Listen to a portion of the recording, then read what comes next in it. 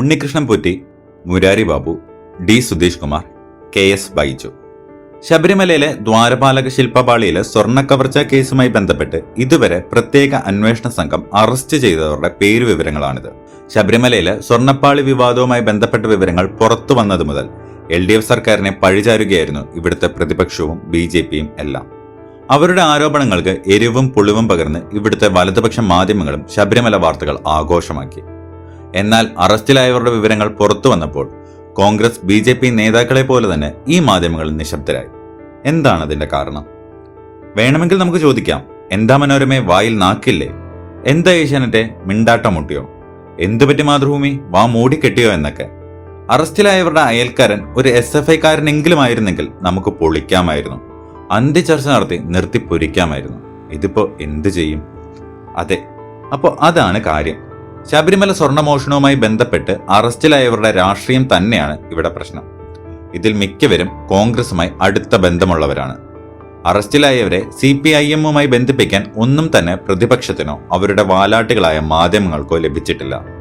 അതോടെ ശബരിമല വാർത്തകളുടെ ഗ്യാസ് പോയ അവസ്ഥയിലാണ് ഇവിടുത്തെ വലതുപക്ഷ മാധ്യമങ്ങൾ. ഇനി നമ്മൾ എന്തു ചെയ്യും മല്ലയ്യ എന്ന ലൈനിൽ കോൺഗ്രസിന്റെയും BJPയുടെയും നേതാക്കളും.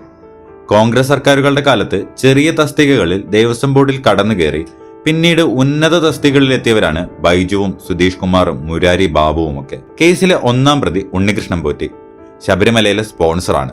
സ്വർണ്ണമോഷണത്തിന് നേതൃത്വം നൽകിയത് ഇയാളായിരുന്നു. കുറച്ചു കാലമായി ബംഗളൂരുവിൽ സെറ്റിൽഡാണ് കക്ഷി. അല്ലറ ചില്ലറ കോടികളുടെ റിയൽ എസ്റ്റേറ്റ് ഒക്കെയുണ്ട്. ശബരിമലയുടെ പേര് പറഞ്ഞ് കർണാടകയിലെ ചില BJP നേതാക്കളുമായി അടുത്ത ബന്ധവും ഉണ്ടാക്കിയിട്ടുണ്ട്. അയ്യപ്പ സംഗമം പൊളിക്കാൻ കോൺഗ്രസ് രംഗത്തിറക്കിയതോടെയാണ് ഉണ്ണികൃഷ്ണൻ പോറ്റി വാർത്തകളിൽ ഇടം നേടിയത്.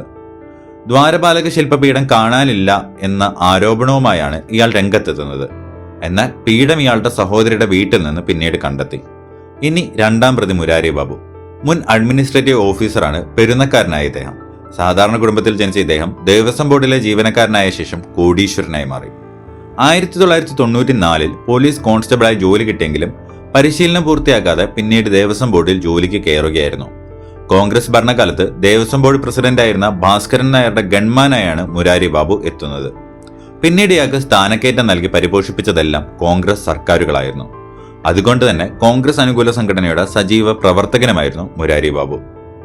ഇനി കേസിലെ 7ാം പ്രതിയിലേക്ക് വരാം. KS ബൈജു, മുൻ തിരുവാഭരണ കമ്മീഷണർ. ഇദ്ദേഹത്തിന്റെ അറസ്റ്റാണ് ശരിക്കും കോൺഗ്രസിനെ പ്രതിസന്ധിയിലാക്കിയത്. കാരണം ഏറെ വേണ്ടപ്പെട്ടയാളാണ് ഇദ്ദേഹം എന്നത് തന്നെയാണ്. കോൺഗ്രസ് അനുകൂല സംഘടനയായ തിരുവിതാംകൂർ ദേവസ്വം എംപ്ലോയീസ് ഫ്രണ്ട് സംസ്ഥാന എക്സിക്യൂട്ടീവ് അംഗമായിരുന്ന KS ബൈജു നിലവിൽ ദേവസ്വം ബോർഡിൽ നിന്ന് വിരമിച്ചവരുടെ കോൺഗ്രസ് അനുകൂല സംഘടനയുടെ സംസ്ഥാന ട്രഷറർ കൂടിയാണ്. 3ാം പ്രതി D സുധീഷ് കുമാർ, മുൻ എക്സിക്യൂട്ടീവ് ഓഫീസർ. പാളികളിൽ സ്വർണം പൊതിഞ്ഞെന്നറിയാമായിരുന്നിട്ടും ചെമ്പ് പാളി എന്ന് രേഖയുണ്ടാക്കാൻ നടത്തിയ ഗൂഢാലോചനയിൽ ഇദ്ദേഹവും പങ്കാളിയാണെന്നാണ് അന്വേഷണത്തിൽ വ്യക്തമായത്. സുധീഷ് കുമാറിന്റെ അറസ്റ്റും മാധ്യമങ്ങൾക്ക് വലിയ വാർത്തയായില്ല. കാരണം CPIMുമായി യാതൊരുവിധ ബന്ധവും ഇദ്ദേഹത്തിന് ഇല്ലാത്തത് തന്നെയാണ്. ഏതായാലും ശബരിമല കേസ് വീണ്ടും ഒരു സുവർണാവസരമാക്കി മാറ്റാമെന്ന് മനക്കോട്ട കെട്ടി കാത്തിരുന്നവർ നിരാശരായി. അറസ്റ്റിലായവരൊക്കെ കോൺഗ്രസിന്റെ അടുപ്പക്കാരായതോടെ സതീശനാദികൾക്കും അവരുടെ മൂടുതാങ്ങികളായ മാധ്യമങ്ങൾക്കും ഈ വിഷയത്തിൽ ഒന്നും മിണ്ടാനാകാത്ത അവസ്ഥയിലാണ്.